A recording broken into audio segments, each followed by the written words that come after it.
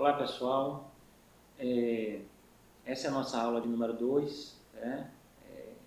Sejam bem-vindos. Hoje a gente vai estudar a experiência histórica dos índios no Brasil, na fase anterior à conquista europeia e o período colonial, né?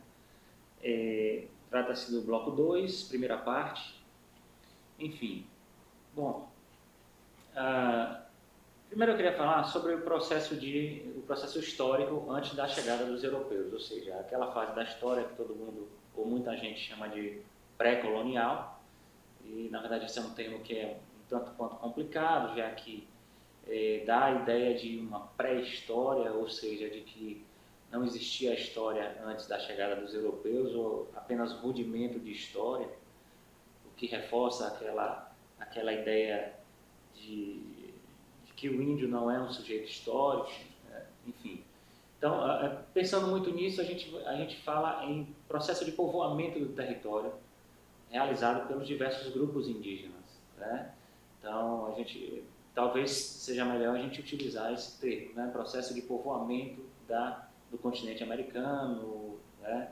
Começa na América do Norte, e aí vem pela Mesoamérica, até chegar à Cordilheira dos Andes, e aí grupos ultrapassam essa Cordilheira dos Andes e passam a habitar o território que hoje corresponde ao Brasil, certo? Bem, então, dito isto, esse processo de povoamento da América do Sul, vamos para os aspectos. Como é que se caracterizou esse povoamento, né? A gente já sabe, a gente já discutiu que é muito complicado no que tange as fontes trabalhar com os indígenas, e a coisa se torna mais complicada ainda quando a gente se depara com esse período histórico anterior à chegada dos europeus, já que a gente está lidando com sociedades essencialmente ágrafas, né? Claro, isso talvez seja um pouco menos problemático, né, ou relativamente menos problemático para a Mesoamérica, principalmente entre os astecas, os maias, né? Porque esses povos desenvolveram uma escrita, vamos dizer assim. Mas os povos do continente sul-americano, né, esses povos que habitavam, parte dele habitava o que hoje corresponde ao Brasil, não desenvolveram a escrita, né? E isso dificulta, claro, o trabalho, porque eles não deixaram vestígios escritos, né? Eles deixaram vestígios arqueológicos, e esses vestígios, à medida que a gente encontra, a gente vai fazendo um trabalho, né, de investigação, de deduções, mas a coisa ainda está muito no âmbito da hipótese. Temos menos certeza do que dúvidas, né? Temos mais dúvidas do que certeza em relação a esse período. Bom, quais são as certezas ou quais são as reflexões que a gente pode fazer em cima dessas hipóteses, né? Algumas certezas e algumas hipóteses, talvez as hipóteses mais plausíveis. Então é isso que a gente vai discutir aqui nessa parte que trata do processo de povoamento do continente americano, ou melhor, do que hoje corresponde ao território brasileiro, por parte dos diversos grupos indígenas, tá? Primeiro a se considerar que houve a transposição da Cordilheira dos Andes, e a partir daí esses povos, a gente não sabe quantos grupos, quantas levas, né? A gente não tem uma ideia assim precisa sobre isso, mas o que a gente sabe é que eles começaram a partir do norte, né? Eles transpuseram a Cordilheira dos Andes e fizeram isso através daquela região que liga os Andes à floresta amazônica, né? Bom, e a partir dessa chegada ao norte, começou a ocorrer lentamente o povoamento. Como é que esse povoamento se dá? Esse povoamento não se dá de um dia para a noite, né? O povoamento ele ocorre gradativamente, enfim, esses povos dispersavam bastante, e era um processo de adaptação lento que demorava milênios, né?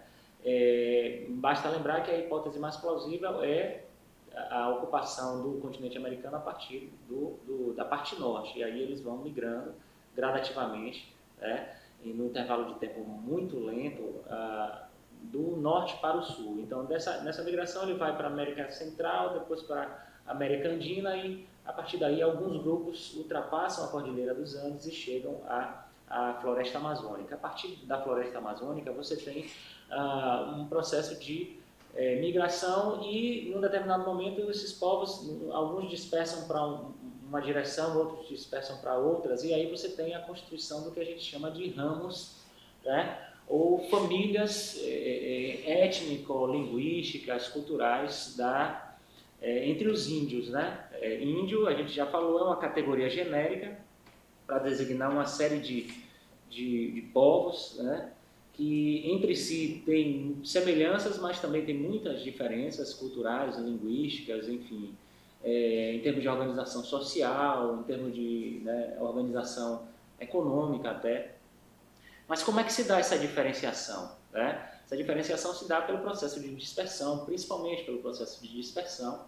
Né? Alguns seguem em direções diferentes, chega um momento que eles começam a dispersar, e a partir daí, né, como essa dispersão vai implicar novas migrações que vão demandar milênios e milênios, a gente tem, a partir dessa dispersão, a diferenciação entre eles, né? Grupos que poderiam até ter uma origem comum, no intervalo de tempo de algumas décadas, séculos ou mesmo milênios, iam ganhando diferença porque eles foram para lugares diferentes e tiveram que se adaptar de uma forma, né, diferente, já que a gente está lidando com lugares diferentes, geografias diferentes, territórios diferentes, né? Isso faz parte do processo de adaptação, isso faz parte do processo histórico, né? E você vai ver isso muito, muito claramente no caso da Bahia, por exemplo, né? Você tem os índios do litoral, certo? Que vão ter uma característica cultural, social, né? Diferente dos índios do sertão, já que a gente está lidando com dois domínios morfoclimáticos extremamente diferentes. O sertão semiárido, vamos dizer assim, na verdade sertão é tudo que é interior, né? Então existe o sertão semiárido, o sertão que não é semiárido, vários sertões, tudo que não é litoral, né? Tudo que é interior é designado sertão. Mas eu estou dando exemplo dos indígenas do sertão semiárido e dos indígenas do litoral, daquela região de Mata Atlântica. Ali você tem uma diferença que é muito por conta dessa diferença de ambientes, né? Enfim. Bom, mas voltando àquela parte norte, onde, né, vencida a Cordilheira dos Andes, os indígenas, né, não se sabe em quantas levas, vencida essa Cordilheira dos Andes, eles chegam ao norte, a gente tem processo de dispersão e acontece o seguinte, né? Esses grupos, eles vão... uma coisa que os estudos linguísticos, né, a gente já viu que a linguística é uma aliada muito grande da história indígena, né? A linguística comparada percebeu que essas migrações se davam a partir das cabeceiras dos rios. As cabeceiras dos rios são os lugares mais altos, né? Então os índios procuravam por proteção, né? Enfim, como parte dessa adaptação, eles procuravam os lugares mais altos, as cabeceiras dos rios. E a partir dessas cabeceiras dos rios, eles iam se dispersando. Então, os grupos, quando se dispersavam, eles sempre seguiam esse curso da cabeceira dos rios, iam descendo e iam procurando outras cabeceiras dos rios, né? Isso é uma coisa que traz muita luz para esse processo de povoamento, né, da região. Bom, uma coisa também que a gente tem que assinalar é que um desses grupos, em um determinado momento, né, há milênios atrás, um desse grupo dispersou-se em duas direções, né? Eles vão margeando, vão indo por essas cabeceiras dos rios, aí chega um determinado momento que esse grupo se divide em dois. A primeira leva, né, vai até ali, desce pelo Brasil Central, certo? E alcança ali aquela região do Uruguai e Paraguai, já transpondo o território atual do Brasil, né? Essa leva desse grupo que desce pelo Brasil Central e vai até o Uruguai e Paraguai é a leva dos Tupi-Guarani, né? Principalmente a corrente Guarani, certo? Tanto é que você vê a influência muito grande do Guarani na cultura, na formação étnica do povo paraguaio, por exemplo. A segunda língua mais falada, né, no Paraguai é o Guarani, certo? Inclusive teve até não sei se foi uma Copa do Mundo ou enfim, foi uma Copa América, que os paraguaios, para não serem identificados pelos espiões, né, os jogadores, eles começavam a se comunicar em Guarani, né, que os olheiros, os espiões não descobrissem qual era a tática deles, as jogadas, enfim. Então, o que eu quero mostrar é que esse grupo, que a gente vai chamar, esse macrogrupo Tupi-Guarani, que estava lá no norte, uma leva dele migra para a região central do Brasil, né, muito próximo dos países que fazem fronteira com o Brasil, e chega, né, passa pelo Rio Grande do Sul e chega até Uruguai e Paraguai. Essa é a primeira corrente, então a gente identifica o primeiro grupo. Né? Qual é o primeiro grande grupo? O grupo Tupi-Guarani. Né? Uma outra leva desse Tupi-Guarani vai margeando pelo litoral norte do Brasil e chega até o litoral sul do país, certo? Há uma grande dúvida em relação a se quando esses grupos Tupi-Guarani, porque eu estou falando dos Tupi-Guarani primeiro, mas não significa que eles migraram primeiro, né? Eu estou só, por questão didática, eu não posso falar de dois grupos ao mesmo tempo. Então eu estou falando que o grupo Tupi-Guarani, ele migra uma leva para a região central até Uruguai e Paraguai, e a outra leva dos Tupi-Guarani migram pelo litoral, a partir do litoral norte, né? Lá Rio Grande do Norte, vai até o litoral sul. Não se tem a certeza, né, exata, vamos dizer assim, de que quando esses grupos migram, se já havia outros grupos e eles tiveram que desalojar, expulsar, fazer guerra para ocupar esse espaço. Uma hipótese bastante aceitável é que essa leva Tupi-Guarani, né, que na verdade é a leva Tupi, que vai pelo litoral norte até a região sul, ela tenha desalojado, expulsado através de guerra, uma outra, índios, né, na verdade, de outra matriz. Né? O que são matrizes? São grandes grupos, grandes famílias, né, indígenas, das quais você tem subdivisões. Né? Então, duas que a gente identifica muito, existem outras, a Aruac, né, mas duas marcantes no Brasil são a família Tupi-Guarani, essa que eu falei para você, né, que migra uma parte do Brasil Central, né, até outros países, e outra leva que vai, né, pelo litoral norte até o litoral sul, né, passando inclusive pela Bahia, enfim. E a outra macrofamília, vamos dizer assim, a outra grande família linguística, étnica, é a família Macro-G, certo? Há uma hipótese de que esses Macro-Gs, né, migraram e chegaram até o litoral, e depois veio essa leva Tupi pelo litoral e acabou guerreando com esses grupos Macro-Gs e expulsando a maioria deles do litoral, e eles tiveram que ocupar as regiões interioranas, ou seja, eles tiveram que ocupar os sertões, e muitos deles acabaram por ocupar o sertão semiárido, certo? Bom, então vamos falar dessa família Macro-G. Também vieram do norte, certo?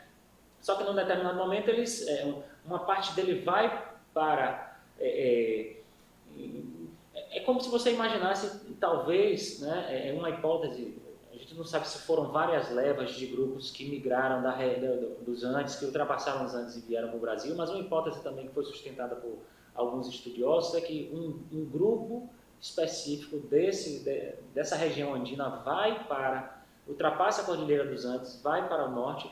Esse grupo é chamado de proto-brasílico, né, ou brasilido, e a partir desse grupo proto-brasílico surgem as grandes famílias, né, Tupi-Guarani, Macro-G, tá? E como é que essas famílias vão se dispersando, ou vão surgindo a partir daquele processo de dispersão que eu falei para vocês aí, por conta, né, de migrações, enfim, e a partir do processo de adaptação. Então, uma delas vai para a região do Tocantins-Araguaia, né, ali norte, centro-oeste, eles procuram as cabeceiras dos rios. E a partir daí eles vão migrando, e aí, nesse processo de migração, eles chegam até a outra cabeceira, para a cabeceira de um outro rio, um rio muito importante, né? É o Rio São Francisco. E o Rio São Francisco, você sabe que a nascente dele é lá em Minas Gerais. Então, a partir das cabeceiras do Rio São Francisco, esse grupo, né, que é o Macro-G, ele passa a se dispersar em diversas levas, né, para diversas direções. Uma direção segue o curso a leste e chega à região sul da Bahia, norte do Espírito Santo e norte e nordeste de Minas Gerais. Esses grupos macro-Gs que migram para essa região aí da Bahia Meridional e Minas Gerais e Espírito Santo Setentrional são os grupos Machacali, Pataxó, né? Crem, Aimoré, né? Que são os botocudos. Você tem os puris também, né? Os camacãs. Esses grupos são de origem, né? Macro-G. Pelo menos os estudos apontam para isso, né? E a partir do São Francisco eles migram ali para aquela região leste e passam a habitar aquela região, tá? Uma outra leva vai mais ao sul, aí chega em territórios paulistas e chega até a região sul também, né? Aí você tem essa leva de macro-G, é a leva dos caingangues lá de São Paulo, do Choclen, por exemplo, de Santa Catarina, certo? Voltando às cabeceiras do Rio São Francisco, você tem uma corrente que vai de macro-G que vai para aquela região ali, né? Margeando o Rio São Francisco, ele vai até o sertão semiárido, baiano, e aí ganha aquela região ali do Itapicuru, né? E a hipótese é que essa corrente, ela também vai, né, a partir do adensamento populacional e das migrações, vai chegar ao litoral. E, mais tarde, os grupos tupi, que vão lá migrando, aquela leva tupi que vai migrando da região do litoral norte, né, descendo, passando pela Bahia, essa leva vai topar com os macro-Gs, e aí vai fazer guerra com esses macro-Gs e vão expulsar. Isso está no relato de alguns cronistas, notadamente Gabriel Soares de Souza. Né? Gabriel Soares de Souza falava que alguns, né, segundo os antigos tupinambás, né, eles haviam chegado aqui e desalojado os grupos que eram designados tapuias, né, porque tapuia, na designação tupi, significa fora, o bárbaro, aquele que não é da família tupi. Né? Então, muitas vezes, tapuia era o nome que se utilizava para se designar essa miríade de povos, essa imensa variedade de povos que eram macro-Gs, que não eram da família tupi, certo? Bem, então, esse pessoal, esses índios, né, esse grupo que vai migrando para a região, pela região de São Francisco, que alcança o semiárido, o Itapicuru, provavelmente tenha ido até o litoral e acabou sendo expulso alguns anos mais tarde, ou séculos mais tarde, pelos grupos tupi. Eles vão habitar, na verdade, eles são grupos de diversas famílias, né? Que a partir do momento da migração eles vão se diferenciando linguisticamente e tal. Então você tem nessa corrente aí que vai do São Francisco até o semiárido baiano e depois vai ao semiárido pernambucano, chega até o Ceará, Paraíba, Rio Grande do Norte, só que pelo interior você tem os Quiriri, você tem os Paiaiás, os Pancararus, os Tuxás, né? Então, você tem os Acroás, né? Você tem uma diversidade de famílias, né? Só que a predominância é Quiriri, pelo menos para a Bahia e para o Nordeste, a predominância desses macro-Gs é a predominância Quiriri, certo? Na Bahia, na Bahia até a fronteira com Pernambuco, eles são chamados de Quiriri. A partir, né, de Pernambuco, principalmente no Ceará, eles são chamados de Cariri. Né? Mas a gente está tratando de uma mesma família, né? Étnica e linguística. Tá? Em relação aos tupi, que migram para o litoral, a partir do litoral norte, né, vem do norte do país e aí vai para o litoral norte, eles começam a se diferenciar em diversos povos, né? Claro que com uma semelhança linguística e cultural, mas com algumas diferenciações. E, inclusive, muitos se sentiam inimigos, né? Muitos eram inimigos entre si. Não é o fato de você ser de uma mesma família linguística e cultural que vai te fazer vamos dizer assim, aliado, né? Muitos grupos tupis eram inimigos entre si. Aliás, o termo tupi tabajara significa inimigo, mas o inimigo que não é o tapuia, ou seja, é o inimigo que é parente seu, do mesmo grupo, certo? Então, por exemplo, você tinha quem são esses grupos tupis, né, que se diferenciam? São os potiguara, né, que fica ali em Rio Grande do Norte. Tanto é que quem nasce no Rio Grande do Norte, né, é chamado de Potiguar. Por quê? Porque ali predominava aquele grupo de matriz tupi, Potiguar, ou Potiguara, né? Você tem também, quando chega aqui na Bahia, você tem os tupinambás, que habitam do litoral norte até a Baía de Camamu, ou seja, aqui, os tupinambás, alguns dizem que é um designativo para os originais ou os mais velhos, né? É uma variação. Outros dizem que é os senhores que moram no nariz ou na cabeça, porque eles habitavam ali aquela região da Baía de Todos os Santos, que se assemelhava a um nariz, né? Ou uma península, né? Então era um braço mais jogado, mais destacado. Então, às vezes, Tupinambá aparece como um designativo dos senhores que moram no nariz ou na cabeça. Mas esses Tupinambás, eles predominavam até a Baía de Camamu. Da Baía de Camamu, né, até o sul, até Espírito Santo, mais ou menos, você tinha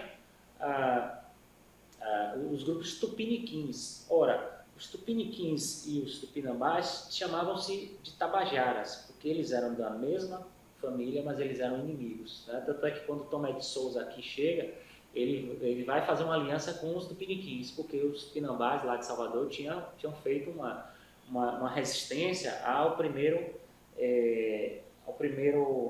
donatário, ao capitão donatário da Bahia, Francisco Pereira Coutinho, e aí ele acaba sendo expulso, né? E, enfim. Então, para punir os tupinambás, o Tomé de Souza ele teve que fazer uma aliança com os tupiniquins, que consideravam os tupinambás como tabajaras, né? inimigos da sua família, mas inimigos, né? Que é diferente de Tapuia. Tapuia é bárbaro. Com certeza vai ser um inimigo, mas um inimigo porque ele é externo à família tupi, né? Mas, claro, às vezes ocorriam alianças, mesmo entre grupos étnicos, culturais diferentes. Ocorria assim, né? Uma coisa que vocês devem notar é que esses grupos, eles, antes da chegada dos europeus e depois da chegada dos europeus, com a colonização, você vê uma dinâmica muito interessante, uma variedade muito interessante, a depender do contexto histórico, de alianças, entendeu? Então, eles se aliaram. O contato entre esses grupos, voltando a falar do período anterior à chegada dos europeus, o contato com esses grupos era um contato que poderia ser conflituoso, mas também poderia ser um contato de intercâmbio cultural, de intercâmbio, inclusive, comercial. Né? Por exemplo, há uma hipótese de que a agricultura, né, a gente vai falar daqui a pouquinho, a agricultura era... os Tupi-Guarani, eles praticavam agricultura, certo? Agora, entre os índios do sertão, os Quiriri, por exemplo, você praticamente não via agricultura, né? Mas eles cultivavam ainda assim a agricultura do milho, né? E há uma dúvida se eles aprenderam a agricultura com os tupis ou se aprenderam com os europeus, né? O que reforça a ideia de que eles aprenderam com os tupis é porque os tupis eles dominavam a agricultura e conviveram com os grupos Quiriri, tanto conflituosamente quanto amistosamente, vamos dizer assim, né? Como não conflituosamente. Por quê? Porque entre a região dos Quiriri você encontra povos tupis também. Existiam zonas em que você tinha era habitada por grupos indígenas de famílias diferentes, né? De matriz diferente. E também os Quiriri e os Macro-Gs, eles iam muito para o litoral, né? Ou para próximo do litoral, para fazer o que a gente chama de migração sazonal, porque o indígena, tanto o Tupi quanto o Macro-G, ele fazia essa migração, né? Porque uma coisa é a dispersão, ou seja, eles dispersavam-se, né? Quando o contingente populacional se tornava muito grande, então eles dispersavam-se, e aí a partir daí você formava, em um intervalo de algumas décadas ou séculos, povos diferentes. Mas o mesmo povo ele fazia um processo de migração, né, sazonal. Sazonal por quê? Porque numa determinada época do ano eles estavam num local e na outra eles migravam, né? Os Quiriri comportavam da seguinte forma: eles estavam lá no litoral, ou desculpa, eles estavam lá no sertão, E aí o que acontece? Chegava um determinado momento que eles iam para próximo do litoral para fazer a apanha do caju, né? Para fazer, enfim, a apanha de frutos do mar, certo? Então eles sempre visitavam, né? Não é visitar, mas eles habitavam temporariamente o litoral e retornavam, entendeu? Então havia esse ciclo, ou litoral ou próximo ao litoral. E nessa dinâmica eles poderiam muito bem trocar, né? Fazer intercâmbios culturais, enfim, trocas comerciais. Tá? Então não se trata de um monte de povos isolados, são povos que migram, são povos que estavam em uma adaptação, um processo de adaptação muito rico, muito complexo, e que também se relacionavam conflituosa ou amistosamente. Então isso já é uma ideia de que existia uma história muito rica, muito complexa, muito importante antes da chegada dos europeus, ou seja, desconstruir aquela ideia de período pré-colonial, período pré-histórico, né? Na verdade, havia sim muita história, certo? Bom, já falei aqui do conflito, né, que poderia haver, né, que é uma hipótese de que esses macro-Gs chegaram ao litoral e foram desalojados, né, conflituosamente, belicosamente, ou seja, através de guerra, pelos Tupi, certo? E eu queria falar agora sobre... eu queria falar um pouco, claro que de uma maneira muito geral. Por quê? Porque a gente está tratando com povos assim, de uma diversidade muito grande. Né? Eu citei aqui apenas, né, 2 matrizes e falei de alguns ramos dentro dessas matrizes ou grandes famílias. Né? Então eu falei dos quiriris, eu falei dos pancararu, eu falei dos tuxás, eu falei poderia falar dos rodelas, né? Eu falei dos crem, né, ou krenak, que são os botocudos, falei dos pataxó, machacali, falei dos tupiniquins, dos tupinambás, falei do choclen, né? Sim, é bom lembrar que essa leva que veio de Tupi do litoral norte para o sul, ele chega à região sudeste e acabam se convertendo nos caetés, né? Também muito citado nas fontes.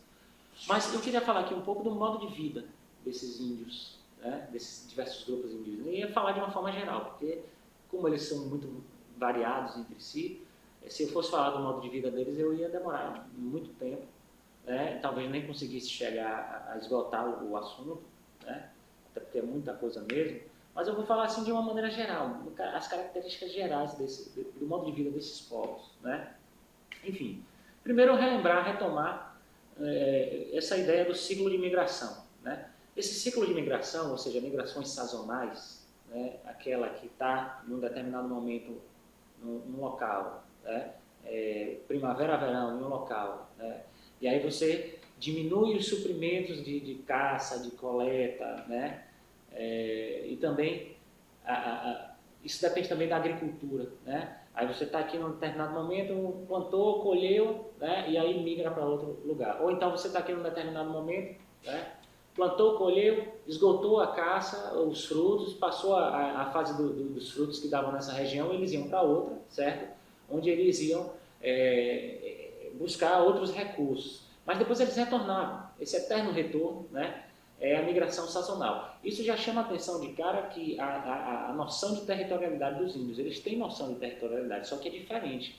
Um território que parece extenso para o paradigma europeu, ocidental, que é um paradigma de comunidades, de sociedades sedentárias, para o indígena, que não é nômade não é, essa migração sazonal é uma coisa, migração de transumância é uma coisa, nomadismo é outra. Né?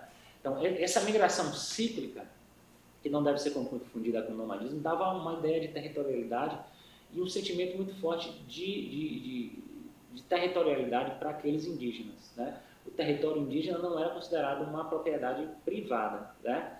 Era ancestral, era do povo, fazia parte daquele povo. Né? E essa noção que eles tinham de território é uma noção mais extensa, porque é para comportar esse ciclo de migração sazonal. Né? Então isso vai gerar um choque desde o período colonial, porque o índio ele tem um conceito de território maior, mais amplo, e o branco ele tem, né, o não indígena, ele tem um outro conceito de território que é baseado numa propriedade privada, certo? E que é um conceito que muitas vezes vai redundar em expansão territorial sobre o território ancestral dos índios, e isso vai gerar diversos conflitos. Aliás, existem conflitos até hoje por causa disso, né? Tanto é que falam, muita terra para pouco índio. No paradigma cultural, econômico, ocidental, brasileiro, sim, mas no paradigma desses índios que têm essa ideia da migração muito forte, essa territorialidade ela tem que ser extensa. E, inclusive, os povos indígenas, principalmente os guaranis, né, alguns machacalis, eles fazem até hoje essa migração, né? Enfim, mas o que a gente tem que perceber é que, em comparação com se você comparar os macro-Gs, né, do sertão semiárido ou de outros sertões, e os tupis que predominavam principalmente no litoral, havia tupis no interior, mas principalmente no litoral, o ciclo de migração deles era diferente. Eles migravam, né, sazonalmente, mas o intervalo era diferente. Por quê? Porque isso tinha a ver com o clima e com a agricultura também. Como o ciclo dos tupis, os tupis dominavam a agricultura de alguns produtos, vamos dizer assim, né? Mas principalmente a mandioca. E a mandioca, ela demorava mais tempo para você colher, né? Então, os tupis eles demoravam mais tempo para fazer a migração, eles demoravam mais tempo num lugar esperando né, a colheita da mandioca e depois faziam a migração, aí depois retornavam, certo? Então, já os macro-Gs, eles se demoravam menos, eles migravam em intervalo de tempo menor, né? Na verdade, eles ficavam sedentários, eles se instalavam num intervalo de tempo menor e aí migravam, né? E aí ficava um intervalo de tempo menor e aí voltava. Então, era um ciclo baseado, né, na cultura do milho e do feijão, né? Já entre os tupis, você tem uma permanência maior naquele local e você, a partir daí, espera o ciclo da mandioca e faz a migração, depois retorna, né? Além disso, você tem que perceber que os tupis, aliás, tanto tupi quanto macro-Gs, e aí é preciso você saber diferenciar migração sazonal de dispersão. A migração sazonal ele vai e volta, certo? Os tupi se fixam mais esperando a mandioca, os macro-Gs se fixam menos, vai e volta, numa dinâmica mais ligeira, os macro-Gs. Mas outra coisa é a dispersão. O que é a dispersão? A dispersão é quando a população vai se adensando, né, ou ocorrem contendas, conflitos políticos, certo? E aí, esse grupo que fazia essa migração, né, se divide em dois, em três, e cada um vai para um lugar. E a partir daí eles passam a reproduzir essa sazonalidade, né, até quando eles se expandem muito demograficamente, ou acontecem brigas, contendas, e aí nova dispersão se dá. Essa dispersão é o motor que leva ao povoamento, né? Já a sazonalidade, essa dispersão, essa migração sazonal, não dispersão, mas essa migração sazonal é o motor que faz com que eles se adaptem durante um tempo a um determinado território, certo? Bom, por que eu falei isso? Porque os grupos macro-Gs, eles se dispersam, não estou falando migrar, estou falando dispersar, eles se dispersam como se fossem ramos de um galho, né? E em pouco tempo eles se convertem em povos diferentes, ou em povos com uma cultura muito diferente e com uma língua muito diferente, né? Isso vai impactar muito fortemente, por quê? Porque você vai ver povos macro-Gs numa determinada região que falam dialetos ou línguas muito diferentes. Por exemplo, você tem os Quiriri, né? Os Quiriris, eles a gente identificou-se numa região muito próxima Quiriris falando 4 dialetos diferentes, né? Isso é fruto desse tipo de dispersão, tá? Que numa distância menor, tá? Mas num intervalo que se converte, né, em pouco tempo, vamos dizer assim, numa diversidade cultural e linguística muito forte, né? Essa dispersão em ramos, vamos dizer assim, porque os macro-Gs, por conta do ambiente, são muito... A caça, ela tem um peso muito grande na vida deles, né? Para os tupis também, a caça é muito importante. Inclusive é um elemento de status, né, na sociedade. A caça na verdade, a caça era associada à guerra, né? O caçador era um guerreiro, certo? Tanto é que eles faziam rituais de iniciação. Tudo na vida desses indígenas se baseava em rituais de iniciação.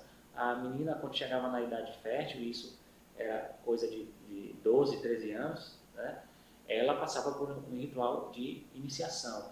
O jovem, o adolescente, enfim, quando entrava na idade de poder caçar, eles passavam por um ritual de iniciação para demonstrar a bravura, suportar a dor, né?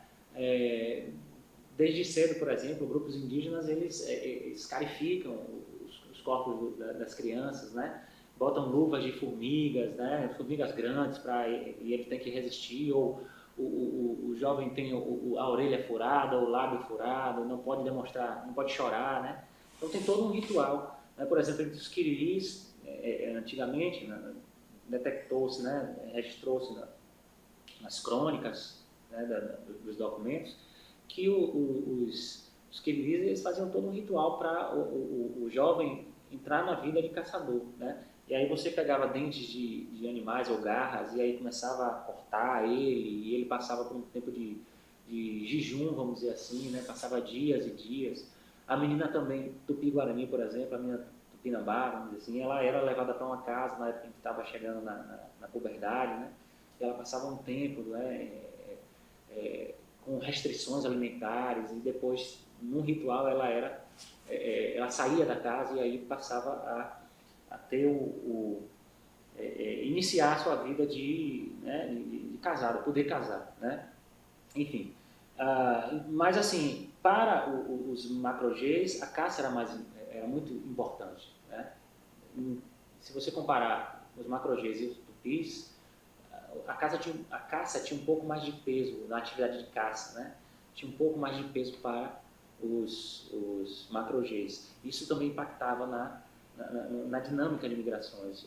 Já os tupis, apesar de terem a caça também como elemento central, eles também tinham a questão da religiosidade muito forte, né?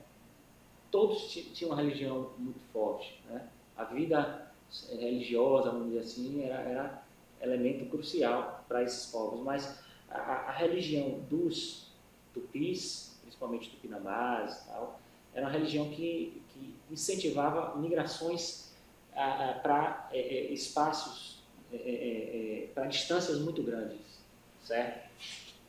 E aí você vê povos tupis estão em um determinado momento e no intervalo de tempo curto eles acabam migrando para uma distância muito grande e acabam habitando ali porque eles estão em busca de uma espécie de paraíso, né, que eles acham que é chamada terra sem mal, certo? Que é quando eles não vão precisar sofrer, né? Enfim, os instrumentos vão se movimentar sozinhos, vão fazer a colheita sozinhos, né? Enfim, é uma espécie de paraíso, né? Enfim, então essa migração, essa dinâmica de migração, ou melhor, dispersão, essa dinâmica de dispersão tupi, ela é diferente da macro-G, mas todos tinham essa ideia, né? Tinham esse motor da dispersão e também a migração sazonal, certo? A migração sazonal, que essa migração enfim, temporária, né? É um retorno, tá? Bom, eu já falei para vocês que a agricultura entre os macro-Gs, né, quiriris e tal, existia, né? Mas a gente não sabe se eles praticavam a agricultura antes da chegada dos europeus, certo? Se eles praticavam antes, é muito provável que eles tenham conhecido a agricultura a partir dos tupis, é muito provável, certo? Se eles conheceram, agora a outra hipótese é que eles aprenderam dos europeus, né? Mas a gente não tem essa certeza, tá? Já falei que a caça era atividade central, certo? E falei que era associada à guerra, tá? Tanto é que em muitos povos, quando você ia matar uma onça, por exemplo, né, que era um animal sinônimo da ferocidade, da bravura, a ferocidade era associada à bravura, muitos consideravam a onça como um guerreiro, né? E aí havia toda uma saudação pedindo desculpa, pedindo perdão para esse animal, né, para que ele não viesse vingar, ou que os filhos dele não viessem vingar essa morte, que eles estavam fazendo isso para se alimentar, entendeu? Enfim, os indígenas, eles têm muito essa coisa da saudação lacrimosa, as lágrimas, né? Então as mulheres iam chorar quando eles apanhavam, né? Quando os homens caçavam o felino, né? A onça, enfim. Então, e a caça geralmente era monopólio, vamos dizer assim, dos indivíduos do sexo masculino, certo? Bom, uma outra atividade central era a aliêutica. A aliêutica é a pesca, certo? Isso era importante para todos os índios, não só os do litoral, mas aqueles índios, porque a gente viu que eles tinham como referência os cursos dos rios, né? Então, os que não estavam no litoral pescavam no rio, né? E eles desenvolveram técnicas muito refinadas de apanha de peixes, né? Peixes marítimos, fluviais, de apanha de fruto do mar. Muitas técnicas que hoje são usadas por comunidades tradicionais de pescadores, que muita gente acha que veio dos escravos, dos africanos e tal, são indígenas, né? O arrasto da rede, tá? O jogar veneno, certo? Quem descreve muito bem diversas técnicas é o Gabriel Soares de Souza. Os índios eram excelentes pescadores, tá? E é importante a gente notar que os mitos, né, que os índios utilizam, porque os índios utilizam muito essa coisa da mitologia, né, para explicar, para entender, para olhar a realidade, né? E utilizam e utilizavam. Então, muitos mitos quando são contados, eles mostram a importância dessas atividades, da pesca, da agricultura, certo? Por exemplo, os índios de matriz tupi, eles tinham um herói civilizador, um demiurgo, né? O que é um demiurgo, um herói civilizador? É aquele que ensinou tudo ao povo, né? Segundo a mitologia dele, Mair Monan, que é um demiurgo, o herói civilizador dos tupis, ele chegou ao mundo deles, né, ao mundo dos índios, e ensinou tudo a esses índios, né, inclusive a agricultura, tá? Enfim, também você tem referência à pesca, né? Por exemplo, os gêmeos míticos, né, dos tupis, eles tiveram que pescar um peixe. Então, a existência dessa referência da pesca, da caça, na mitologia já mostra a importância dessa atividade, né? Mas é bom lembrar que você tem a coleta de frutos, a coleta de tubérculos, a coleta de raízes, né? Por exemplo, para os índios do sertão, quem é do sertão aí semiárido vai se identificar muito, eles utilizavam, talvez uma das árvores mais fundamentais para ele era o umbuzeiro. O umbuzeiro, ele dava o fruto do umbu, a folha também servia, né? Da raiz, né? Não sei se vocês vão conseguir, se tem a ver com familiaridade com essa prática, né? Mas a raiz, os índios já faziam isso, a raiz eles extraíam água, né? E também um tubérculo, que eles faziam uma espécie de inhame, de cará, entendeu? Então a coleta também de frutos, de tubérculos, de raízes era fundamental, tá? Agora, eu queria dizer que também o artesanato, a indústria do artesanato era fortíssima entre esses índios, tá? Então você tinha o artesanato da cerâmica, tá? Cerâmica para fazer potes, para fazer urnas funerárias, né? Mas não só isso, você tinha o artesanato de fatura, de fabricação de armas, né? Havia povos indígenas que fabricavam arco, flecha, esgarabatana, né, que é a zarabatana, espadas, enfim, lanças, e tinha toda uma delicadeza, um refinamento para você fazer isso. Né? Por exemplo, um dos povos que eram tidos como mais destros em fazer flecha eram os Camacan Mongoló, né? Que faziam flechas extremamente refinadas. Os botocudos, né, que são os Kren, também faziam flechas extremamente eficientes, né? E não era só um tipo de flecha, você tinha flecha para caçar animais grandes, você tinha flecha para caçar animais menores, você tinha flecha para caçar aves, você tinha flecha para pescar, você tinha arcos diferentes, entendeu? Então havia toda um mistério, vamos dizer assim, havia todo um know-how para você fazer. Não era para qualquer um, foi um desenvolvimento de uma tecnologia, vamos dizer assim, que, né, demorou gerações e gerações, tá? Sabe uma outra coisa que era muito importante para eles? A fabricação de cestos, né? A fabricação também na verdade, a plumagem, né? As penas, tá? Não só era você criar animais, né? Porque os índios criavam vários animais, eram chamados xerimbabos. Xerimbabos são aqueles animais criados, né? Poderia ser uma ave, né? Enfim, poderia ser um bugio, né? Que é um símio da família do macaco, enfim. Alguns xerimbabos eram aves, muitos xerimbabos aves eram criados para você tirar a pena, e a partir da pena você fazer cocares, você fazer, né, toda aquela questão da plumagem.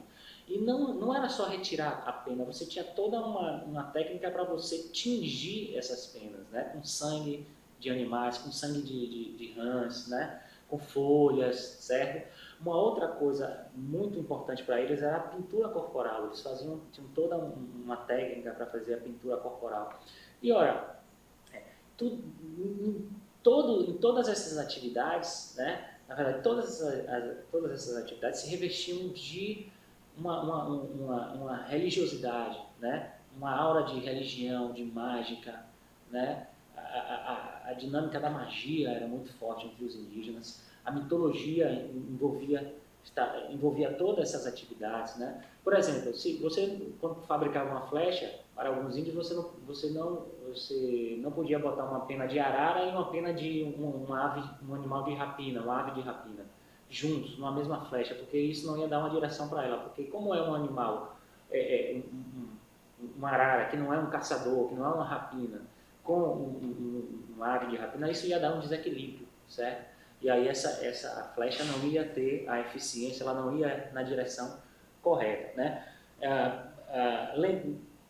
Uma coisa que eu não falei, a atividade de pesca também estava muito atrelada à indústria de navegação, à fabricação de embarcações, né? Os macro-Gs, eles não desenvolveram tanto essas embarcações, mas os povos do litoral, eles desenvolveram embarcações, né? Canoas, né? Inclusive muitas canoas eram utilizadas não só na guerra, né? Muito da guerra era feito com um marítimo, chegava lá pela beira, né? Eles não iam muito longe do litoral, né? Até por conta da embarcação, mas eles iam próximo à terra, né? E aí adentravam e atacavam, mas também você tem a utilização dessas embarcações para pesca, né? Existia um tipo de pesca que você batia, uma técnica que você cercava o cardume, né? Batia na água e eles pulavam para dentro da embarcação, e eles deixavam fileiras de embarcação, né? Então, era toda uma técnica, e a pesca também incentivou o desenvolvimento da indústria naval.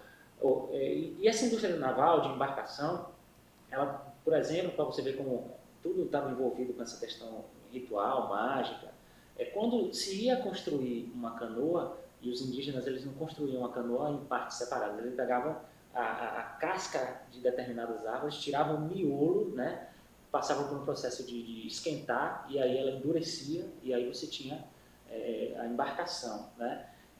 Quando eles iam fazer isso, eles se abstiam de comer, de ingerir bebidas, né, estupefacientes. Então, por quê? Porque isso fazia parte do ritual deles, né? Era a questão da mágica, né? Enfim, uma coisa também que você deve ver, para a gente perceber como a questão da magia está muito presente nesses povos, são as restrições alimentares, né?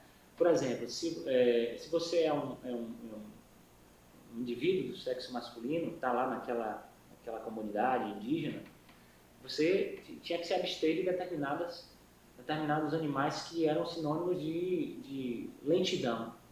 Porque você tinha que ser um caçador, e caçador tem que ser rápido. Tem que ser rápido para alcançar os animais, tem que ser rápido para fugir deles, né, quando a situação aperta. Tem que ser rápido também para circular pela floresta. Então, animais que, por exemplo, a preguiça, né, eles evitavam comer porque você tinha a ideia de que isso ia te deixar mais lento, né? Então, essas restrições à dieta também, elas faziam parte desse universo, vamos dizer assim, alimentar, que é uma ideia também ritual, mágica, né? Enfim, e aí eu queria chamar a atenção sobre essa questão da magia para uma coisa que se chama paisagismo, né? E que é um conceito que mostra como os indígenas eles encaravam a natureza de uma forma diferente, né? A natureza, ela não existia o natural e o sobrenatural, eram mundos diferentes que se comunicavam, certo? Quem fazia esse diálogo eram as entidades e quem do lado humano conseguia fazer isso eram os xamãs, né? No caso dos tupis eles se chamavam pajés, no caso dos quiriuís eles se chamavam visamus, né? Mas eram uma espécie de feiticeiros, né? Esses feiticeiros eles se comunicavam com os diversos mundos. Mas o paisagismo é o quê? É você considerar que todos, animais, seres humanos, né? Eles têm a mesma essência, são todos humanos, vamos dizer assim, né? Só que no mito de fundação, né? Ou um pouco depois dele, alguma coisa desandou, certo? Ao ponto de você ter eles ganharam formas diferentes. Então, por exemplo, uma onça, né? Ela tem a mesma essência do índio, do humano, mas ela acabou ganhando uma forma diferente por conta de alguma coisa que alguém que aprontou alguma coisa ou que fez alguma coisa que deu errado lá num tempo mítico, né? E aí eles passaram a se diferenciar. Tanto é que muitos acreditam que quando estão entre si, as onças se transformam em humanos, né? Mas quando estão na frente dos outros, elas ganham a forma de onça, né? E também, como um reflexo disso, você tem a ideia de que algumas pessoas, para muitas comunidades indígenas, é assim, algumas pessoas são cobras e outras pessoas são onça, né? A onça é aquela que é mais valente, que não esconde as coisas, que está lá para brigar e que, enfim, é sincera ou tem uma comunicação mais fácil, né? Mais extrovertida, não sei. E a cobra é aquela sorrateira, né? É aquela mais que age nos bastidores, né? Enfim. Isso é para mostrar essa ideia do paisagismo, né? Que todo mundo tem, todos os animais têm a mesma essência humana, vamos dizer assim, né? Então, os animais eles não somente atacam os seres humanos, eles guerreiam, eles fazem feitiço, né? Enfim, eles se comportam como seres humanos. Isso é uma coisa que abre espaço para a gente pensar que eles respeitam mais os animais, porque para nós ocidentais, brasileiros, nós somos melhores do que os animais, né? O que nos diferencia dos animais é que nós somos os melhores, os mais inteligentes, tal. Então, a nossa humanidade, segundo o nosso conceito, nos torna melhor do que os animais. Para os índios não, todos são humanos e, portanto, há uma possibilidade de você respeitar mais esses animais e a natureza como um todo, certo? Bom, eram sociedades gerontocráticas, ou seja, o poder estava nas mãos dos mais velhos, tá? Se baseava na poliginia. O que é poliginia? É que o indivíduo do sexo masculino ele poderia ter várias esposas, principalmente entre os tupis, os grupos tupis, tupinambás, tupiniquins, né? Isso entre os tupis se chamava cunhadismo, né? Porque as cunhãs eram aquelas índias que estavam na idade de se casar, né? E esse cunhadismo, que era a prática de você se casar com várias esposas, com várias cunhãs, o índio estava interessado na Índia, claro, mas na parentela que isso ia proporcionar, o acesso aos parentes, ou seja, na hora de uma guerra, né, você teria acesso a esses parentes aí, certo? Então era uma coisa política também, tá? A divisão sexual, né? Havia atividades que só as mulheres faziam, havia atividades que só os homens, principalmente a guerra e a caça eram dos homens. As mulheres faziam uma série de outras atividades, né? De modo que a coisa não funcionava sem as mulheres. Há muitos retratos que você vê, por exemplo, o príncipe Maximiliano de Vídeo no Vídeo, ele retratou os botocudos, né? Os crentes, eles migrando, né? E aí o homem, né, o indivíduo do sexo masculino estava lá com o arco, a flecha, a lança carregando, né? Lá tinha enfim. E a mulher estava lá carregando potes, cestos, um filho no braço, né? Outro na corcunda, enfim, pegando a mão do filho também. Então, isso é um retrato de como a mulher ela fazia uma série de outras atividades, fazia muitas atividades mesmo. Mas o status da atividade da guerra recaía sobre os homens, né? Foi na verdade é um reflexo dessa sociedade que era que privilegiava, né, os indivíduos do sexo masculino. E mais velhos, quanto mais velhos fossem, mais respeito eles tinham, né? Por quê? Porque são sociedades baseadas na tradição, ou seja, o conhecimento ele vai passando de geração em geração através desses mais velhos aí, certo? Enfim, as sociedades, no geral, se baseavam no poder dos chefes de família, né? Havia também uma liderança muito forte que eram os feiticeiros, né? Essas sociedades não ultrapassavam o âmbito dos clãs, né? Não chegaram a formar reinos, né? Ou seja, era uma reunião de famílias, eles se reuniam no que se chama de unidade local, que vulgarmente se chama de tribo, certo? Enfim, já falei da dispersão, já falei da migração sazonal, certo? No campo da cultura, eles possuíam uma religião embasada na magia, né? Os colonos chamavam isso de feitiçaria, né? O termo feitiçaria é um termo que é uma adaptação da realidade europeia, da Idade Média para a colônia. Então tem um teor pejorativo, certo? Estigma. Melhor a gente falar magia, mais adequado a gente falar magia, né? Na mitologia, certo? Eles calcavam-se na ideia do mito de fundação e do paisagismo, como eu falei para vocês, tá? Criam também em espíritos, né? E no poder dos xamãs, vamos dizer assim, dos pajés, dos bisamus. Eles acreditavam também nos espíritos, né? À noite eles achavam que os espíritos rondavam com mais frequência, né? Então eles evitavam circular à noite pelas florestas, né? Pelo mar, pela mata. O xamã ele era aquele cara que tinha a capacidade de manipular as forças, né, da natureza, tá? Dos espíritos, conversar com os pássaros. Os pássaros eles eram considerados como porta-vozes de profecias, de mal augúrios, né? De sinais, né? Então os pajés eles sabiam interpretar os sinais que muitas vezes os pássaros emitiam, que às vezes eram sinais de um descontentamento de alguma força ou de futuro, de alguma coisa futura que, né, estava para acontecer. Os pajés também, não só através dos pássaros, eles conseguiam pressagiar, fazer profecias, né? Interpretavam sonhos, curavam doenças. A medicina indígena está muito voltada para essa função do feiticeiro, né? Mas esse feiticeiro ele curava com o sobrenatural, mas também com o conhecimento das plantas, das ervas, né?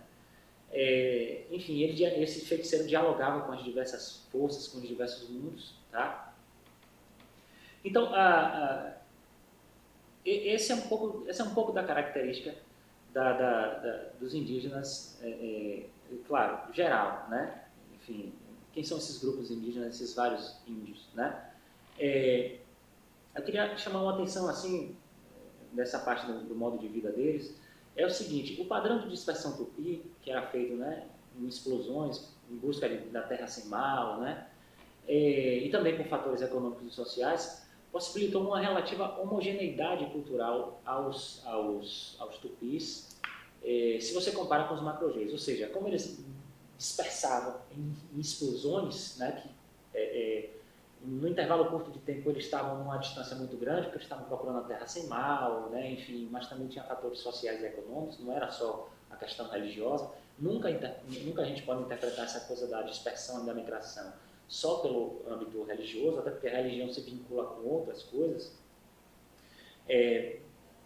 Mas como eles têm essa característica, eles conseguiram uma homogeneidade. O que é homogeneidade? Uma similitude cultural, étnica e linguística muito maior do que os macro-Gs. Ou seja, se você pegar do litoral, né, essa leva tupi que foi do litoral norte, né, e aí foi dispersando até chegar ao sul, eles têm a língua deles é muito parecida, né? A cultura deles é muito parecida, do Tupiniquim, ou do Tupinambá, melhor, do Potiguara, do Tupinambá, do Tupiniquim, do Caeté, é muito parecido. Há diferenças, claro, né? Mas é muito parecido. Então tem uma homogeneidade cultural, linguística muito maior. E isso facilitou a catalogação étnica desses povos, né? A investigação, principalmente porque os primeiros que entraram em contato com esses índios, os portugueses, os colonizadores, não eram antropólogos, não eram especialistas, enfim, eram pessoas que vieram aqui para colonizar. Então, eles conseguiram enxergar mais, né, essa cultura dos índios do litoral, também por conta dessa homogeneidade cultural, certo? Bom, queria falar sobre a experiência indígena a partir da colonização, certo? Essa experiência indígena, primeiro eu queria dizer que a colonização era um projeto total, né? Motivado por interesses econômicos, sociais, políticos, culturais, principalmente o religioso. Então não dá para dizer que a colonização foi econômica só, né? A colonização precisou do índio durante muito tempo, certo? Isso já foi falado na aula anterior, isso chama a atenção para a variedade da participação dos índios na história colonial, certo? Então foram vaqueiros, foram membros de tropas, cortadores de madeira, agricultores, né? A necessidade de você utilizar os indígenas em diversos aspectos da colonização fez com que eles se inserissem nessa colonização de uma maneira diferenciada, tá? E aí a gente lembra isso que as novas abordagens, elas estão atentas a isso, né? Não foi só aquele índio vítima, né? Muito embora eles tenham sofrido bastante com essa colonização. A importância da aliança com indígenas para a conquista de outros índios e para a vitória sobre grupos estrangeiros. Isso aqui eu anotei para falar sobre essa importância dos índios para a colonização. Eram tão importantes que muitas famílias, né, que se tornaram poderes, potentados locais, né, e dominaram vastas extensões de terras, elas fizeram isso conquistando terras de outros índios, mas utilizando índios aliados, né, nas suas tropas. Eu dou um exemplo de alguns, Garcia Dávila, né, que tem aquele castelo lá em Salvador, mas ele tinha terras ali no sertão baiano quase todo, as terras iam até o Piauí, né? João Peixoto Viegas, que veio de lá de São Paulo, tá? Os Rodrigues Adorno, que dominaram aquela região ali de Cachoeira, João Gonçalves da Costa, que foi o cara que dominou aquela região ali de Vitória da Conquista e fundou a vila, né, de Vitória, certo? Que mais tarde se tornou Vitória da Conquista, tá? Conquista de quem? Ele conquistou de quem? Né? Dos indígenas, né? Ele dominou, ele massacrou, mas ele não fez isso sozinho, ele fez isso em aliança com outros índios, né? Aliás, existem vários relatos, vários estudos que mostram esses índios negociando com esses potentados locais, dizendo, a gente não vai fazer mais isso não, se você não abrir concessões para a gente, se você não der, né, isso que a gente está pedindo. E muitos tiveram que ceder porque sabiam que se não tivesse os índios ao seu lado, o domínio deles não ia vigorar, certo? Um outro cara também é Antônio Dias de Miranda, né, que dominou também aquela região ali do sertão, tá? Então, esses caras, eles dependeram do índio. Eles não somente mataram índios, mas eles também se aliaram a índios para fazer a conquista. Aí você fala, mas o índio, qual era a vantagem que o índio tinha? Gente, eu disse que os índios eram inimigos entre si, muitos deles, né? Guerreavam entre si. Eu esqueci de falar para vocês no modo de vida deles que tinha uma economia da vingança, ou seja, principalmente entre os tupis, né? Você guerreava com um inimigo e aí capturava ele e fazia o ritual de antropofagia. Os tupis, pelos relatos históricos, eles praticavam antropofagia, né? E essa antropofagia ela era alimentada por essa coisa da vingança, ou seja, guerreava um povo, vencia e capturava e fazia o ritual da antropofagia que foi descrito por vários cronistas, né? Os macrogês, não, o relato que a gente tem de macrogê é que eles faziam antropofagia cadavérica, ou seja, eles comiam partes do cadáver de algum parente, né? Enfim. Mas isso se baseava na vingança, essa antropofagia. E quando um povo ganhava o outro programava ou educava seus filhos para um dia vingar a morte daqueles parentes. Então era um ciclo de vingança aí, que lembra muito o ciclo de vingança de muitas famílias do interior, do sertão, enfim, do interior do Brasil, que vigorou há pouco tempo em muitas cidades, né, que você tinha a vingança que não terminava. Era mais ou menos assim que funcionava essa economia da vingança entre os índios. Então, por que eu estou falando isso? Porque eu estou querendo situar o índio na estratégia dele perante a colonização, né? Ou seja, vem o colonizador, o índio ele vai interpretar como uma possibilidade de ele, né, se juntar ao colonizador, ficar mais forte e combater aquele povo que era inimigo dele, né?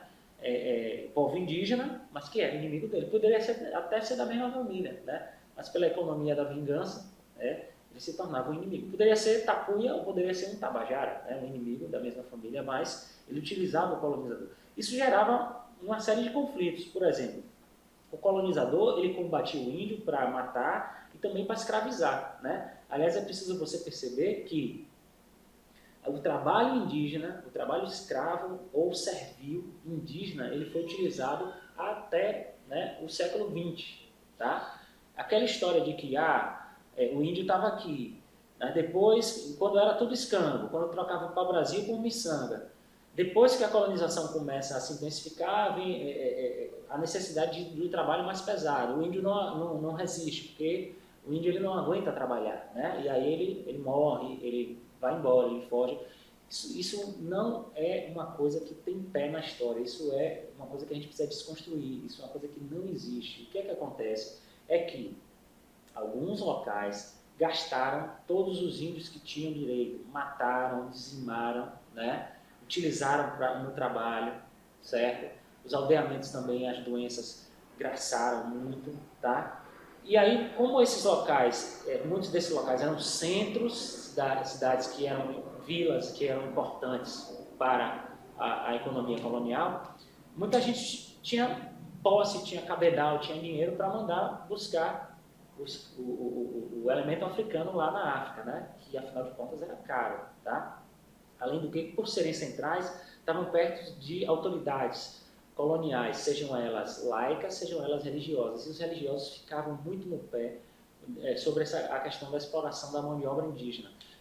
Por quê? Porque diversas ordens religiosas, como os jesuítas, disputavam com os colonos o domínio, a administração e a exploração da mão de obra. Então, como os jesuítas, em diversos momentos da história, tiveram uma influência muito forte na monarquia portuguesa, eles acabaram fazendo com que esse monopólio sobre os indígenas vigorasse, o monopólio das ordens religiosas sobre os indígenas, certo?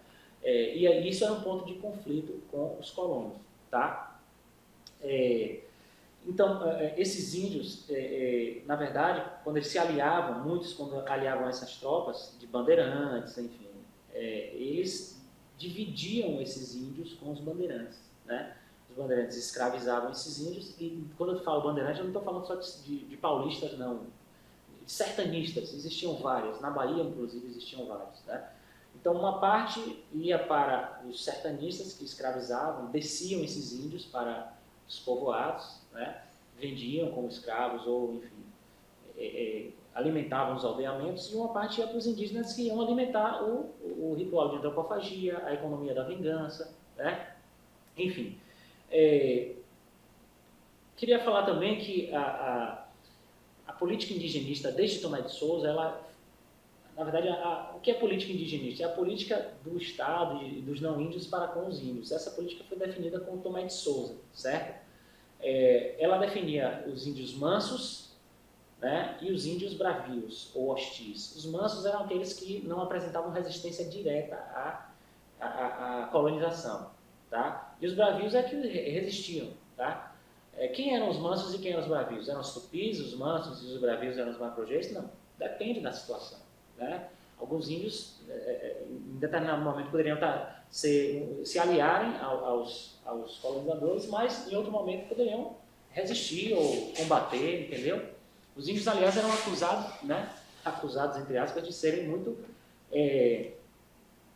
inconstantes, né? Porque aliavam-se em um determinado momento com os colonizadores e depois não queriam essa aliança ou mesmo atacavam, né? Eram chamados de traiçoeiros, né? Quer dizer, quando isso vem dos europeus, isso é cálculo, né? Quando isso vem dos europeus, isso é estratégia. Quando vem dos índios, é traiçoeiro, é inconstância. Não, ali a gente está vendo povos que estão tentando sobreviver em meio a uma realidade que se tornava cada vez mais dramática, certo? Então, a colonização ela tinha essa ideia de classificar para dominar, certo? E aí você tinha, aos índios mansos, você tinha a proposta da catequese, do aldeamento, né? Que também era uma violência de todos os tipos, não somente uma violência simbólica, né? Mas uma violência física também, porque você castigava o indígena que não aceitava os ensinamentos do Evangelho.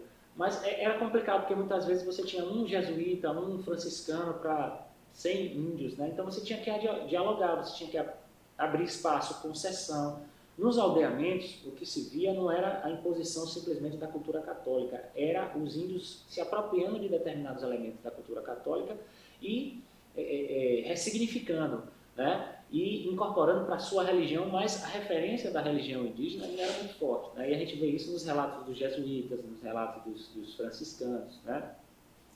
Enfim, os índios se apegavam muito a essa coisa da liturgia católica, né? Da procissão, da missa, né? Da imagem, até porque isso tinha uma correspondência com a sua religião, né? Por exemplo, diversos grupos tupis faziam o culto aos maracás, que é o quê? Aquela cabaça, né? Que tinha uma madeira fincada, eles fincavam no chão e aí os pajés vinham lá, baforavam, que a baforada era muito importante para a cultura e para o ritual indígena, baforavam, né, os pajés e aí eles viravam, segundo a concepção indígena, viravam humanos, né, viravam gente. Então havia um culto de imagens que, quando as imagens católicas passaram a povoar o universo dos aldeamentos, né, fundados por jesuítas, enfim, os índios começaram a fazer uma correlação, né, uma imagem e tal, e aí eles começaram a incorporar essas imagens para dentro da sua religião, mas sem se tornar 100% católicos, né? Como se fosse um misto, vamos dizer assim, de religiosidade, que na verdade não era um misto, era você trazer esse elemento da cultura da religião católica para dentro da gramática religiosa indígena, né?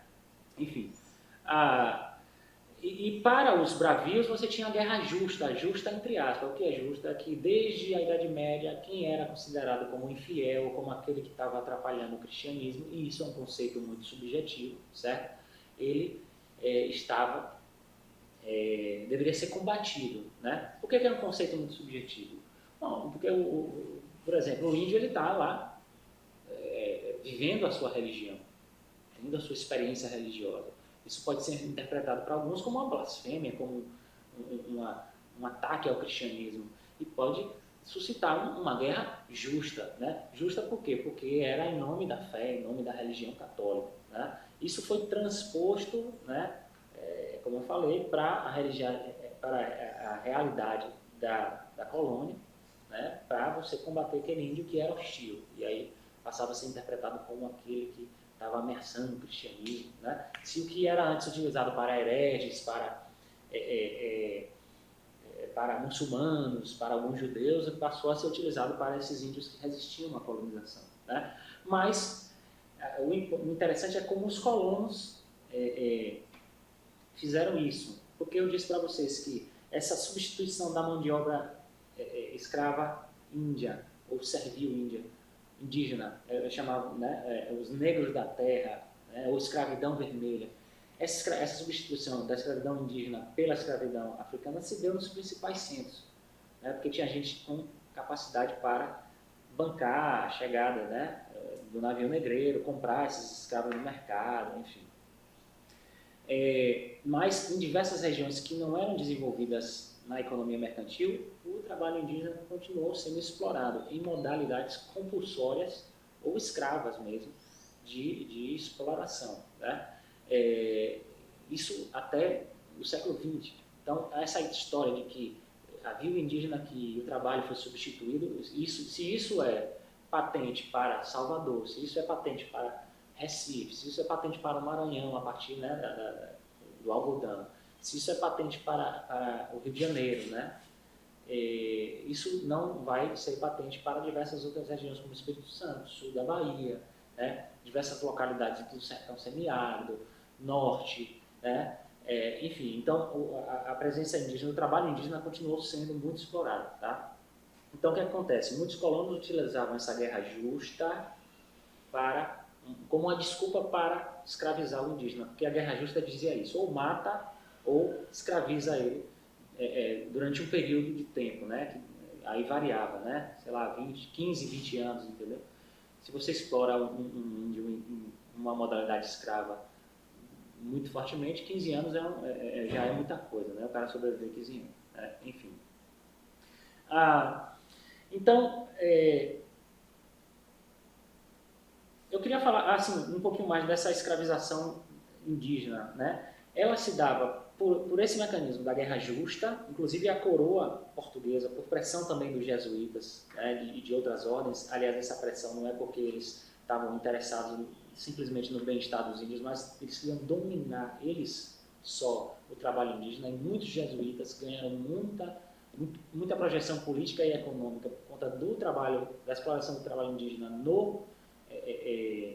nos aldeamentos. Vários aldeamentos, principalmente jesuíticos, estavam em fronteiras, na fronteira norte do Brasil, com a América Espanhola, e na fronteira sul, né? Eram aldeamentos gigantescos que produziam riquezas muito grandes, certo?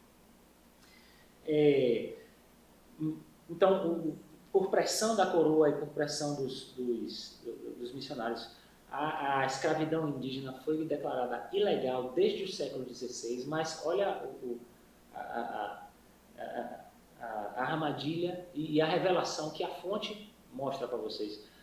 Você vê leis proibindo a escravização sendo editadas várias vezes, né, no intervalo de, sei lá, 10, 20 anos. O que é que isso denuncia? É que essas leis não eram cumpridas, portanto elas precisavam ser, né, sempre, constantemente editadas, baixadas, porque o pessoal não seguia. Em muitos locais o pessoal não seguia, até porque fiscalizar isso era muito complicado. E havia os subterfúgios, né? Enfim, John Monteiro, que é de saudosa memória, um estudioso muito importante aqui da história indígena, né?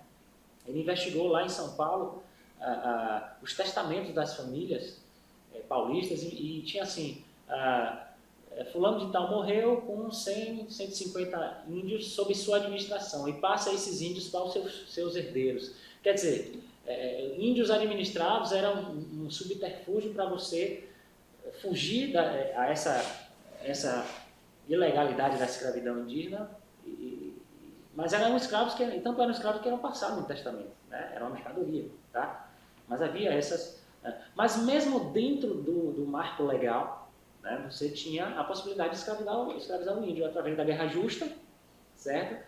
E através também dos índios de corda. O que são os índios de corda? São aqueles índios que foram capturados quando uma comunidade indígena, quando uma população, um povo indígena, né, tinha pegado o inimigo e levado para o ritual de antropofagia, e aí eu estou falando principalmente dos grupos de referência tupi, certo? Então, você tem lá aqueles caras que estão sendo preparados para aquele ritual de antropofagia, certo? E aí vem os colonizadores, salvam, entre aspas, ele, né? E aí salvam do inferno e colocam ele no outro inferno, né? Salvam da morte e colocam ele no inferno da escravidão. Então, eles teriam direito de escravizar esses índios de corda. Por que de corda? Porque quando eles estavam esperando para serem, né, abatidos no ritual de antropofagia, eles eram presos a uma corda, né, atados a uma corda. Então, o resgate desses índios de corda possibilitava para aquele cara que resgatou, o colonizador,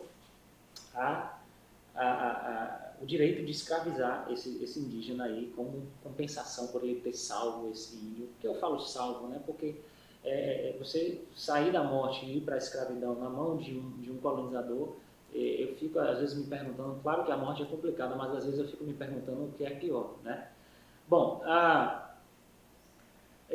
eu queria citar o alvará de 23 de novembro de 1700, que foi um alvará que tentou coibir o avanço sobre as terras indígenas, principalmente dos aldeamentos, certo? Enfim, os aldeamentos, vários conflitos ocorreram entre jesuítas e colonos. Esses conflitos redundaram em diversas expulsões dos jesuítas de territórios, de capitanias, né, de vilas, enfim. Um exemplo disso ocorreu no sertão semiárido baiano, quando os jesuítas e os capuchinhos, né, italianos bretões, que eram outra ordem, né, que eram muito forte, outra ordem religiosa que fazia o serviço de catequese, eles foram expulsos pelos Garcia d'Ávila. Né? Por quê? Porque os Garcia d'Ávila não aceitavam essa ingerência dos jesuítas e capuchinhos no território deles. Eles falavam que os índios eram submissos a eles, eram como se fossem vassalos deles, né? E os jesuítas eles queriam que as terras, a jurisdição dos aldeamentos fosse totalmente dos jesuítas, né? Ou dos missionários, ainda que esses aldeamentos estivessem cravados nas seis marias dos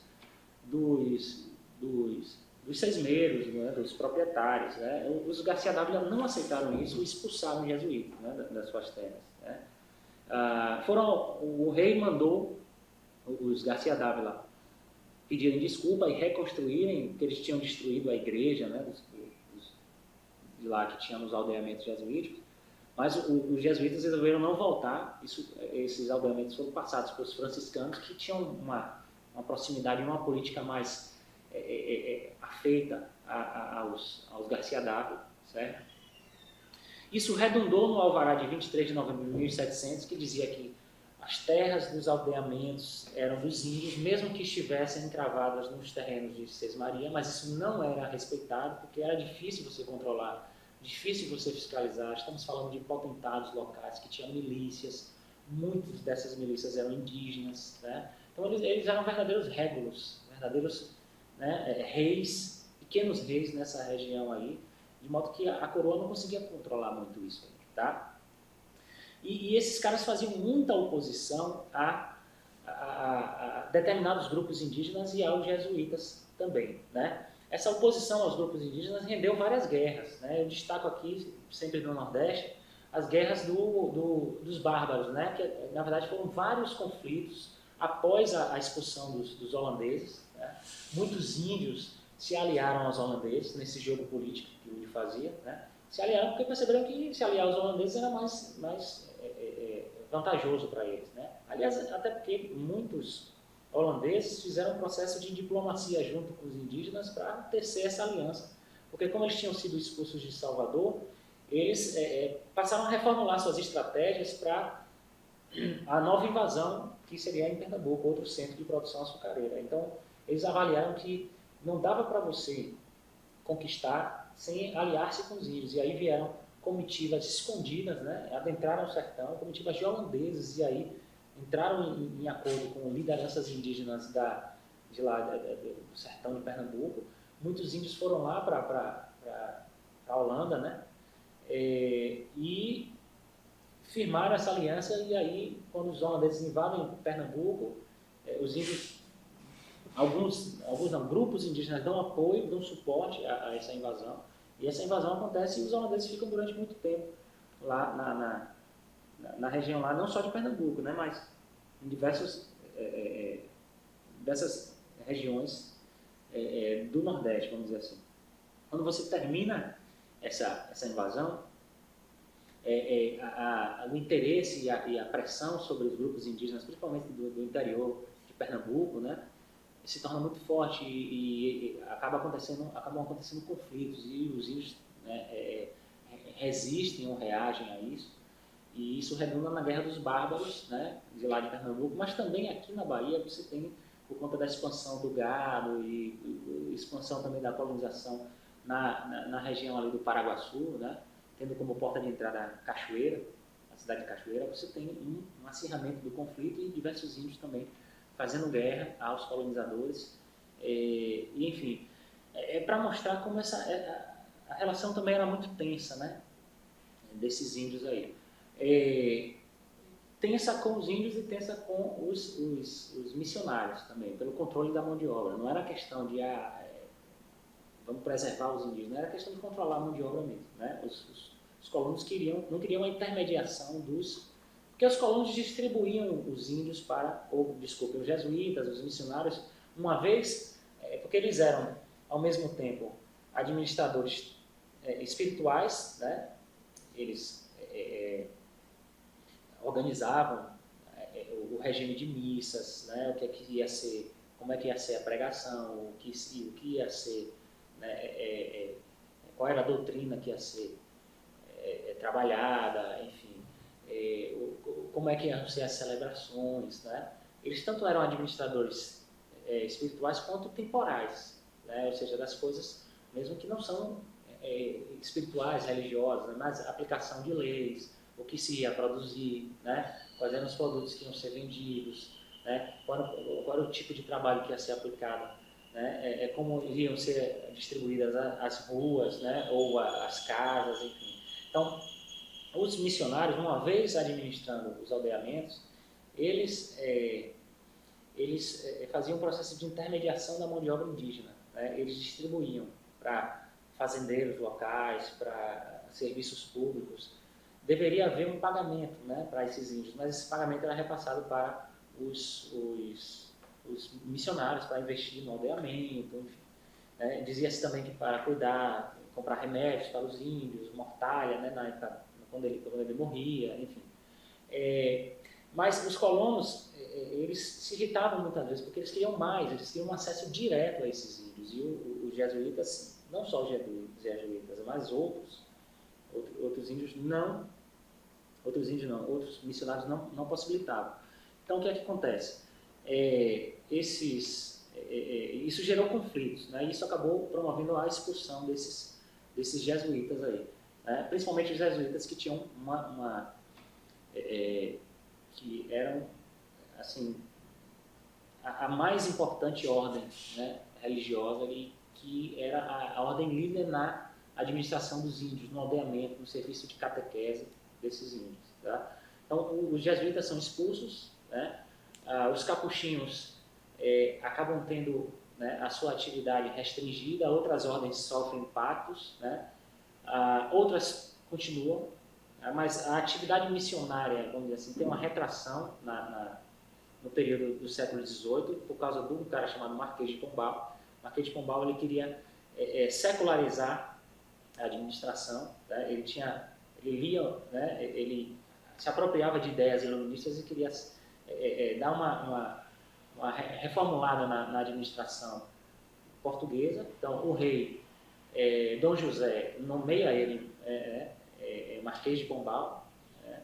Que é o Sebastião de Carvalho e Melo, né? Se torna Marquês de Pombal, é o primeiro-ministro de Portugal e das suas colônias. Ele passa e ele reformula toda a política indigenista, certo?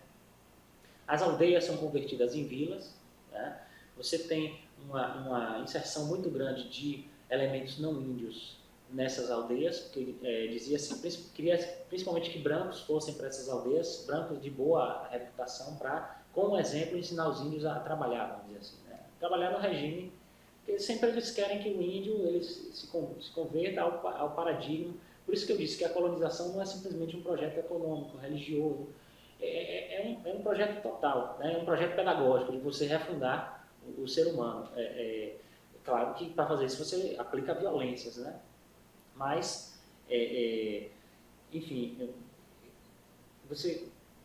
o que você quer extrair disso é que os indígenas se transformem, né, em trabalhadores braçais, em proletários, para sustentar as atividades da colonização, certo? Bom, ele proibiu a língua geral. O que é a língua geral? A língua geral é aquela a mistura entre o português e o tupi-guarani, certo? Português e o tupi, principalmente. Era a língua franca. Você pegava a etimologia tupi e jogava para dentro da gramática latina, portuguesa. Quem fez isso foram os jesuítas, porque era uma língua para instrumentalizar a catequese. Porque chegou um momento que os jesuítas perceberam que não dava para fazer muita coisa se você não falasse a mesma língua que o indígena, né? Tentava-se ensinar a língua portuguesa, mas a precariedade desses aldeamentos, a própria escassez de pessoal, vamos dizer assim, né, de missionários, era muito grande. Então, o que se falava muito nos aldeamentos não era a língua portuguesa, até o século XVIII, era a língua geral, essa mistura entre tupi e português, vamos dizer assim, né?